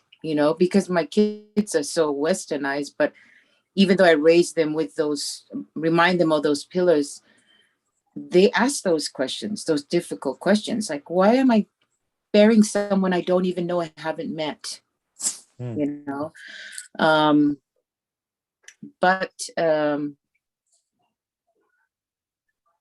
Yeah, the arranged marriage, that's a no-no. But conversation, like Liti said, I value that for my kids, especially here in the US. Raising them in Australia also the same way. I don't see anything. I mean, the pillars is something that I emphasize a lot, and the values. Whatever they want to do, I mean, I celebrate their autonomy, right? Yeah. I do that. I respect them. So at the same time, it's reciprocated in our relationship with my children, but also letting them know where their place is in regards to who they're addressing in, when we're in conversation with people or in functions. Okay. About it. All right. Thank you, Irene. And Heta, yeah. What? Yes, I have, my son is I have an only child, and like I mentioned earlier, right? I'm married a Palangi person. The only tradition in our Tongan culture that I really taught my son at a young age. He's 26 now. He's in the Navy, but it's respecting age. No matter where you are, it's respect age. And that is one thing. And the other thing is to, watch your language when you talk to people wherever you are. That is something that, saying any derogatory words or anything, I told him, I explained it to him how it is in our taboo within, our tradition.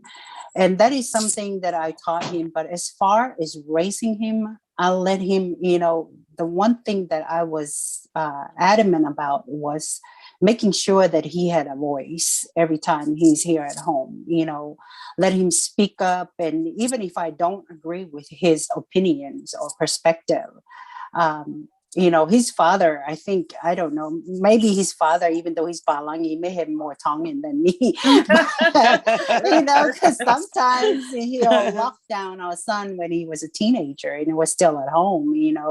He would never allow him, because sometimes, he would hear my son get loud and he would lock him down. But I don't know if that was Army, because he's retired, he's a Army retiree.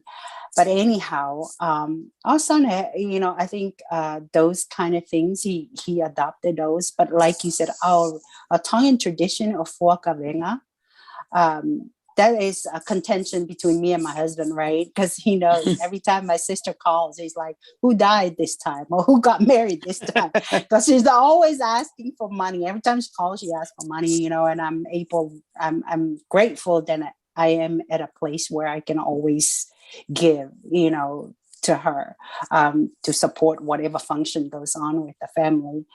but that is not something I'm passing on to my son. And my son is very, he's stronger on his American side than he does on the Tongan tradition. So but one of the things that our country, our people in Tonga, it's all about God, right? So that is something I pass on to my son, is teaching him, I'll send him some kind of, word from God or inspirational thing, every day to kind of motivate him and keep him going, in his life. And so that's where he is, but as far as our tradition, I think one of the things that I broke in our Tongan tradition is because I'm 54, like I said, and I got accepted to graduate school, LSUS. Oh. So I decided to go back to school. I'm like, I'm Yep. not Good for working. you. What it's all about. So I'm like, Malia. I'm like, who says we're too old to start do something new? You're never Take me too with old. you. You're never Right. it's The older 100% people. online. Yeah, you're never too old to start something new. That is my belief, or even too young to even take Mhm. charge and take the initiative to be the leader of your family, of your unit. You're never too young or too old to step outside of your comfort zone and do something. That's the way you grow in life, is taking risk and trying things. As a matter of fact, I'm reading this book called Designing Your Life. It's pretty good. It's designing your life by using thinking, like problem solving. So, but for me, the only thing I'd add to that is like, make sure you have God with you when you're designing your life. So that's my last word. Congrats on going back to school too. Yeah, thanks. Yeah. I think there's a quote out there that says like, you're never too old to learn, but you're never too young to teach, Absolutely. So thank you so much. As you guys were talking, ladies, I did receive some messages from some younger women who are watching. Their questions, they really resonated when you guys all said about being vocal and be able to express your thoughts as women, in what choosing your path and decisions, what you guys want to do. I guess their question was like, how do you become vocal and be expressive and still be able to, I guess, do it in a respectful way where you don't overstep anybody, especially when it comes to your elders. I guess that's their question, because they have their own thoughts about what they want to do for their life, as I'm just reading it right now. But I know all of you guys are very independent. You guys are independent thinkers. You guys like to express. I know, Letha, you have your own podcast where you like to express your thoughts. If you think my podcast is triggering, go watch her podcast. I think I listened to your podcast. I think I did. I love it, Letha. Love your podcast, you and Savage too. But yeah, that's the that they want to be independent, but they also want to keep the culture as well. So they're trying to figure that out. So I just want to ask you guys, how did you guys figure that out for yourself, or what works for you, or because that's what the question is asking. Like, how did you start becoming independent, expressing your thoughts, asking questions, or did you just do you do in a way to be able to respect, or you don't care? I'm gonna speak my truth. I don't care what people think, whether they like me or hate me. Doesn't matter. I'm just interested, like, how do you are able to express yourself, especially what you want to speak on. I'll start with you, Letha. Because I know I want to hear your thoughts about this. I took the beat. I'm just kidding. No. For me, like I said, part of my life, I grew up in, I was born out here, but I grew up in Tonga from Savage. No, hey, so savage. I grew up in Tonga since I was 3 at the time. I didn't come back out here till I was like 14, 15. So that was like my whole teenage, my whole life there. Mm-hmm. So I wasn't a bad kid, but I also was not scared to talk, to say what I have to say, if that makes sense. So, but I would get shut down, with the aunts and great uncles and whoever that was, a mother or father figure to me out there. but I wasn't scared to speak to be vocal. So I guess, even though out there it was a little different, I was still talking back. Like, I can't say I was a bad kid. It was just like, I was so vocal when I was a kid, but, because of our tradition and all that, where, there's a time we speak and there's a time, and, it was different then. But now, now that I'm a mom, I have my own kids. I guess pulling the elders to the side, if I would have had that understanding then maybe it would have been a little bit different. I wouldn't get beat the way I was then. But I think if you not in that moment, like, because we're so heated at the time when we're speaking, when we're talking, when we're yelling, and the kids are just scared. They don't want to say anything at that time because we're telling them to be quiet. But I think the best way to handle that is like waiting until a time that we're calm and collected. The elders, I'm talking about the older generation. Yeah. So that way you can come in a time that they're good and they're, and then you can talk to them that way. That way you don't disrespect anybody. You're not talking back like I did, and you guys can have an understanding, because that's what I do with my daughter. My daughter's only 8 because I have 4 little ones, but my daughter's is very smart. So when I get so heated at the moment, she doesn't just tell me, hey, can I talk, or cut me off. She waits, because I set that rules where wait until mommy's cool off, and then, we can talk about it. So I think it's just the timing of things, like understanding, like when that person is worked up, you want to just wait until everything is calmed down and you pull them to the side. And that way you can speak, even if it's going to hurt. Like for me, like I said, even if it hurt my feelings, I have to hear it. Because if I don't let them talk, they're going to go talk to someone else. And it's not going to be me as a mother. You know what I mean? So I think it's just the timing of things and knowing when to approach that person. Then I think you can find a better result than, yeah. So, yeah. I do want to, just one more thing I want to ask you before we move on. What about, one of the girls just texted me right now. What about talking about things that's controversial, that's taboo, that's, things that people don't like to talk about? You guys, on my podcast, I talk about everything, right? We talk about sex, we talk about homosexuality, we talk about, mental health, we talk about everything. And for me, I believe that, the things that there's a lot of things that we have to have those tough conversations. And if we avoid the tough conversations, especially when it comes to our lives, then it causes a lot of issues. I do believe there's a space that's needed for it. Yeah. And I'm trying to create that space that's, have those tough conversations. I do get a lot of heat and feedback and criticism from a lot of people, but I understand this is part of the territory. But yeah, like for you, because you have your podcast, you talk. I've watched you talk about certain things that may be considered taboo, or So like, what's your family's reaction to that, and how did you get to that point? To be honest, my walk changed a lot of my perspective. I'm talking about like, growing up in Tonga, like the whole religion and everything kind of made us.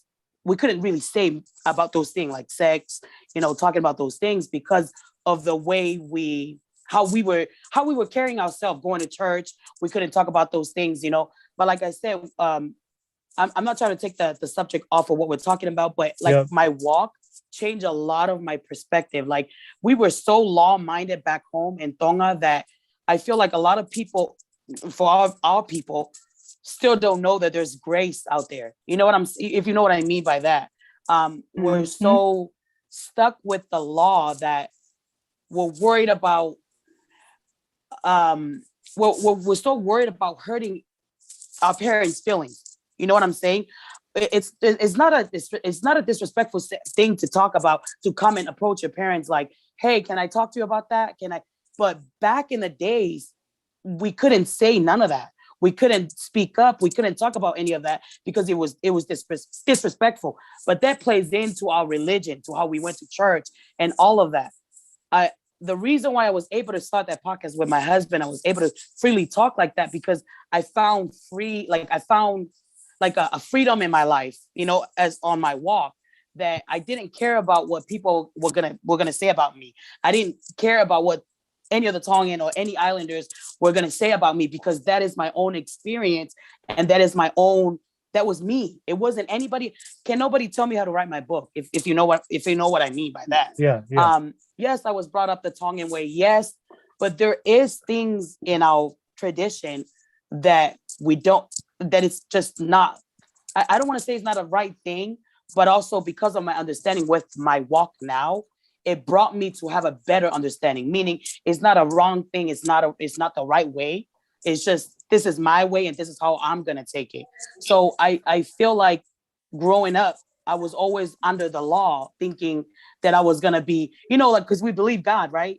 Yeah, we always think that God was going to punish us if we do this thing. Or we always think that God is going to, if you don't get married at the right, like if you had a kid out of wedlock, God is going to punish you. You know what I'm saying? Yeah. So I think my walk had to play a lot with that. And, just starting my podcast, it was something that needed to be talked about. It was something that needed to be discussed, because I feel like our people, they want to talk about those things. They want to come out and say those things, but a lot of them are just too, I don't want to say too scared. They just haven't found the freedom in their life to where it's just, I'm not saying go out there and just say whatever you want to say, but for me, my walk helped a lot. Like I was able to, to see things in a different perspective, not the way I was just brought up. Like it was just like law, law, law, law, law.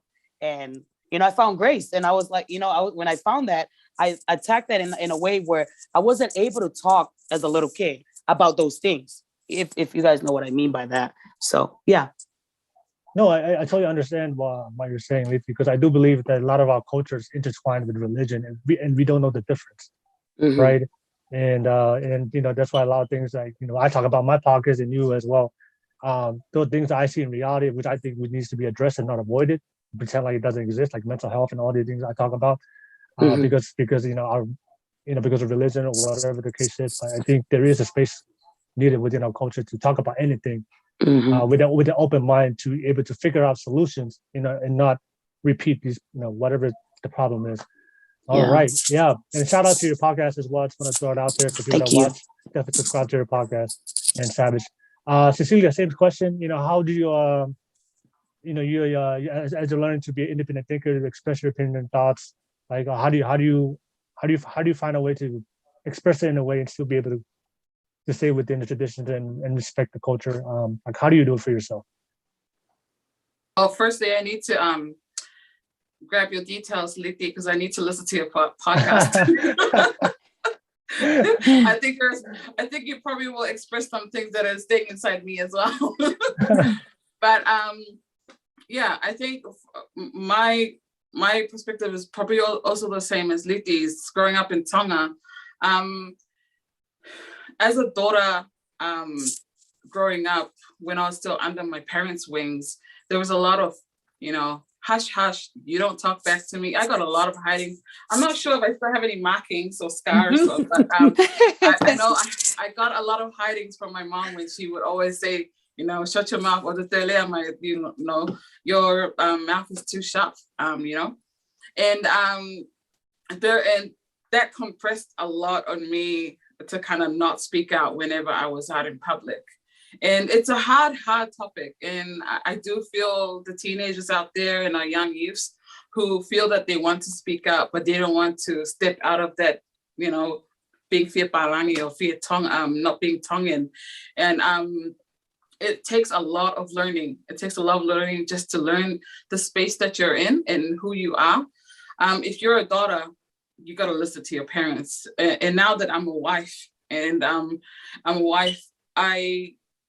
I have like open conversations with my parents. If it's a taboo conversation in terms of girl stuff, I talk with my mom about that. And if my mom is not present, I talk to my mom's sister because she's also really close to me. And I also talk to my grandma, who is also so dearest to me. So just my that kind of triangle space for me fit with me. If you are close to your dad's side, go on, like all means, go to your dad's sisters, Your FAHUs are not just your FAHU, but they can also be your mom as well. So whoever you feel closest to, go out and share it to them. And if something doesn't sit right with you, talk to them about it. Don't compress it. Don't leave it in within you, because it will just you will struggle more trying to find out who you are. as a person. And so, and here I am, probably middle age. I'm not gonna say anything, but like, sorry, Heta and them, but yeah, I am still trying to find my voice. And a lot of times my husband gets the beatings whenever I don't sit well with anything. I take it out on him, and he takes all of it as well. And so I think I learned the spaces where I'm in. If I'm in a household, I can say things unfiltered. If I'm in the church and my role is this, then I will say it out. If my role is not that, then I'll just stay calm. But yeah, sorry, it's not much help, but you know, I really took in a lot of what Lizzie said. So yeah, sorry guys. No, it's good. No, the one thing I want to share, because just to piggyback off what you said, is like knowing your place. There's certain places where you can speak. You know, as vocal as I am, I know on my podcast, but when it comes to when I go to family, like, because I grew up that way, I know when to speak and not to speak. You know, even though it is my right to speak, but you know, just there's a time and place for everything. And so like when I go there, I just keep my opinion to myself, because I just want to get through things and move on with our life. But sometimes silence is good. Sometimes you know, at times. Irene, same question with you. Oh, I'm Yeah. controversial. People, Yeah, I think on my Facebook page, I look for truth. I'm a person for truth. So I'll put controversial things there. And I've had people come at me, and I really don't care. Yes. I also express in poetry. So for a lot of kids who struggle with articulating, there's other forms of communicating your feelings. And whether it's artwork, whether it's poetry, or whether it's memes, I encourage you to do that, especially if you don't have that relationship with someone to be able to talk openly about some controversial topics, such as, I know you had one about incest in families, and you know, I'm an advocate for children. So that topic is very sensitive to me. And for them to be able to feel safe in a place where they should be able to communicate issues that most people sweep under the carpet, and mainly because it's either shame or guilt, which is the core of all of those, because it brings shame on the family, and guilt because they didn't do their role to address the issues, such as incest and rape and all of those issues, and abuse. And so, and especially when it comes from the very people that you should trust, which is your immediate family member. And sometimes it's hard to do that because the immediate family member is the very ones that are hurting you and enabling the abuse, whatever it may be. And so there's a negative stigmatization of mental health attached to the fact that people want to share some of those issues. It's not. It's about healing yourself. Yeah. You know, if you don't heal yourself, you start to have, there's a ripple effect. And if you hold all those things in of your past trauma, whatever happened in your life, your body starts to express that physiologically. And if it's not captured and nipped in the bud, if there's someone that's hurting another child, if it's an uncle or whatever, cousin or whatever, that person, you have to think about their timeline. Did someone affect that person? And so it becomes like a virus, or what they say, palahi, right? You start rubbing it, and then you start passing it on, and it becomes a virus and starts spreading without people nipping that issue in the bud, you know, because you become once, if you've been the person that's been abused, also you have to be aware that that person is the perpetrator, you know. So you have to understand, I've learned to sit down and listen and ask the question, why is this happening? And what happened to that person, and what happened in their life as to why they're inflicting it on the next person? what happened somewhere. I look back in the timeline, something happened to arrive to the situation that they have today. And so those are some of the things I encourage youth to talk about and to share as part of their healing, which are those taboo topics. Yeah. And it's working from the inside out. You know, we're created spiritually first. And when you think about God, you have to think about, okay, you know, healing is not just from the outside, like I can go to the gym and all of that, but mentally, what am I doing it for, right? Am I seeking validation, or is it something that I generally have put purpose behind, objective or goal? Is because I want to be healthy? Or if I, like I think, is it Liti said, she said, you know, like she's more vocal. I became even more vocal when I went to college. I started debating and asking the questions that no one asked. And, you know, I used to think I was stupid because the questions I asked, you know, were like, no one asked, you know, but it was okay to ask those questions because, you know, that's how they came up with some of these ideology or inventions, because people ask the stupid questions. And I always say there's no such thing as a stupid question, because everyone has a different perspective and a different take, and we can learn from that. But yeah, I started writing poetry. I started writing lyrics to express some of the things that I can't really articulate. I'm better at writing and expressing in that way than I am really articulating a lot of things. But I encourage kids to do that, to talk and take it out on the artwork, because we have so many talented Polynesian children, island kids that. All right, no worries. Yeah, thank you, Irene. And Heta, for the sake of time, I don't know, we got 8 minutes left. You have a quick response real quick before I conclude it. I think it just depends, you know, because the question is, you know, how do they bring up taboo, you know, topics?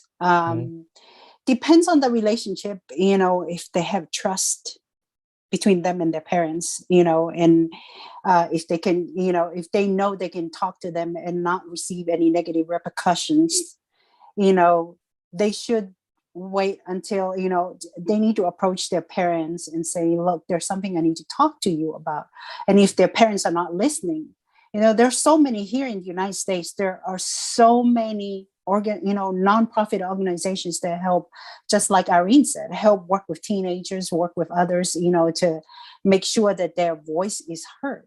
I'm sure there's somebody close to them that they can talk to about these taboo, whatever those topics they consider taboo, but they are real issues. You know, these are real issues, you know, being a single mother, you know, being what we call mental health. No, these, you know, can lead to suicide. So these are real issues that need to be approached and talked about. And if not, you know, if you're over 21, move from that environment, because unless you separate yourself from that environment, you'll be feeling like you're stuck, and then mental health issues starts to come in because you feel like you have no outlet, you know, to talk about these real issues you're dealing with. And so, you know, there are so many organizations help out there. You can find help anywhere if there's nobody within the family that will listen to your voice. All right. Yeah. Thank you, Heta. And just like Lita said, sometimes when you remove the table, just gonna remove yourself, remove yourself out of the situation, and surround yourself around people that understand you and appreciate you. But ladies, we have come to the conclusion of the podcast. Thank you so much. I really appreciate your time. Thank you for sharing all your thoughts and opinions about this topic. And for everybody that's on the live chat that's been commenting and giving me guys your thoughts, thank you so much. And Cecilia, I see you on the live chat. You have a big fan on the live chat, Cecilia. I don't know if you saw that. Yeah, there's somebody that loves you. All right. All right. All right, ladies. just to conclude the podcast, can you just give me your final thoughts? What did you take away from tonight's topic and tonight's podcast? And how can people find you? You know, that's one thing I want people to support your channels and your platforms as well. So yeah, just what did you take away from the podcast? And then how can people find you if they want to reach out to you? Liti, go ahead. What I took from here, it's you know, like I'm so glad I came on here. There's a lot of strong women in here. Like, you know, they're very a lot of the things that I took from you guys is what is it? I just had it. The Tongan culture is to not let it like keep continuing teaching your kids that. You know what I'm saying? Like, even though we're not in Tonga, you know, and I've said it, like, we don't have to play into that. We still can talk to our kids about it because they'll decide when they get older what they want to, you know what I mean? What they want to do with it. And I think just meeting you guys, beautiful ladies, and hearing your experience and all of that I think I'm grateful that I got on here to actually hear you guys' thoughts and your perspectives. So I think I'm related to some of y'all in here, by the way. So Probably. All related. Probably. So, yeah. And having to tell people to remove the front table. I'm just kidding. Yeah, I love that. that's the first thing I'm posting. That's the first thing I'm posting. Later on. And just having you know, because I don't believe in mental. That's my own opinion, but I'm just saying, like, just knowing that there's people out there that you can vent to or talk to when you know you can't talk to the people around you, and just knowing that there's always a solution to something. You know what I'm saying? Yeah. Like, when you feel like it's the end of the day, I'm telling you, you're always gonna find a solution no matter what. So, Liti, I want to tell you guys I love you. How can they find you, Liti? And your podcast? So you guys all know my husband, Savage Island. That is our page. Follow that on IG, also on our YouTube as well, Savage Island. So just the name of your podcast is Aisle 7, right? Aisle 7, the podcast. I'm so sorry. Yeah, Aisle 7, the podcast. No. I'm so sorry. My husband is in the back, like, correcting me. I know. Aisle 7, the podcast. She's gonna get shit deported. Stop, Savage. All right. Yeah, right. Thank you so much for that too, as well. I love you guys. Thank you. Cecilia, same thing. What you take away, and how can people find you if you want to be found? honestly, Will, like, I had second thoughts about coming onto this podcast because I was not in for, like, you know, any non-filtered, like, raw conversations about it, and to talk about how people really feel about the FAHU. And it's not something I really believe in, but it's something I really practice. So there's a difference in believing it and practicing it. So thank you for inviting me to join this panel. And honestly, I have not been in a panel with such beautiful ladies. Thank you, Heta. Thank you, Irene.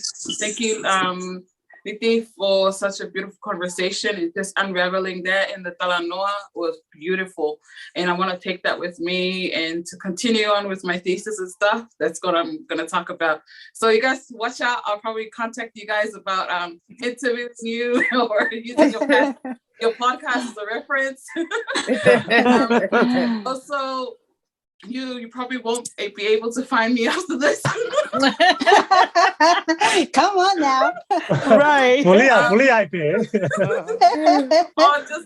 just in terms of privacy, because of the line of work that I do. I work for corrections, and I don't want the prisoners to look for me. But, right. If you really want to get in touch about the FAHU thing, don't use Cecilia Taucapo, but Umukisia Taucapo, that's my middle name. So Umukisia Taucapo on Facebook. So, yeah. Okay. Yeah. I guess Thank the only you. way I guess the only way to find Cecilia is to get incarcerated. All right, that's the only way, guys. Go ahead. All right, Irene, same thing. What's your takeaway, and how can people find you?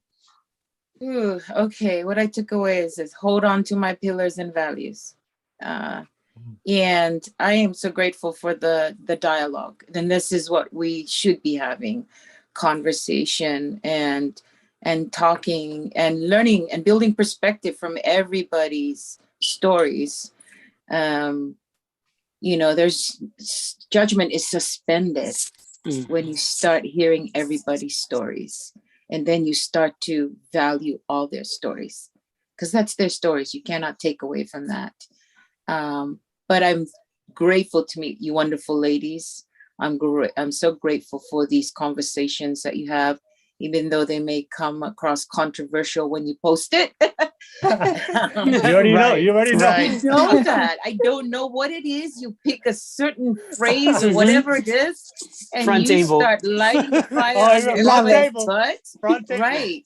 And then you come, and then we have our conversation, and it's a whole new level.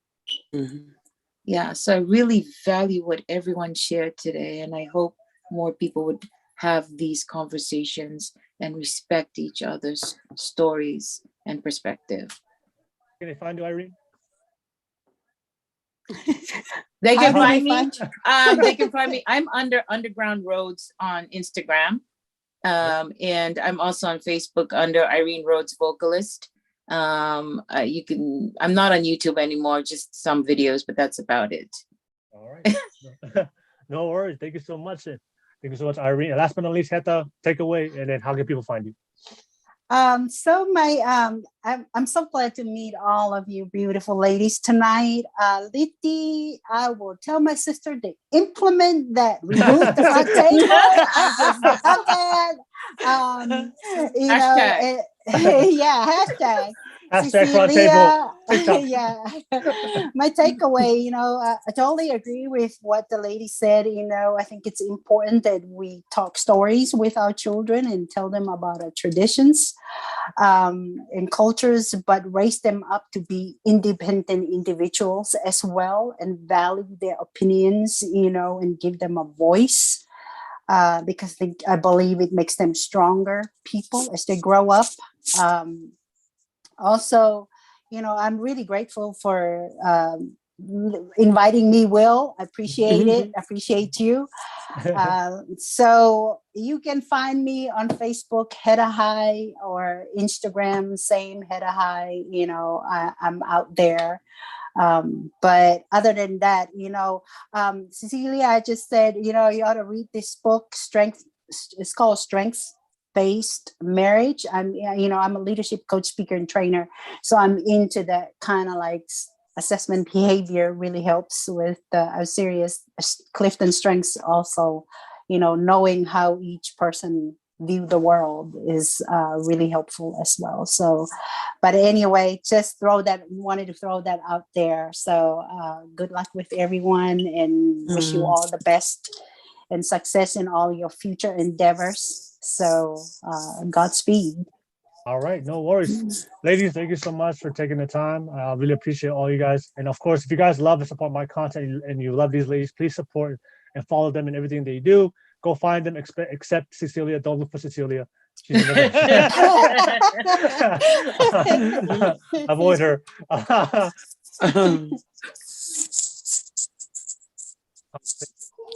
And for those ladies that wanted to jump on, I apologize. Well, not apologize, but definitely if you do want to jump on next time on the live show, just wait a little bit, and then you'll be able to jump on. I do want to promote you guys to have an open conversation. We do this every single Wednesday. Tune in for the next show. Ladies, thank you so much. You guys have a blessed night. Malo pito eh. Thank you. Thank you.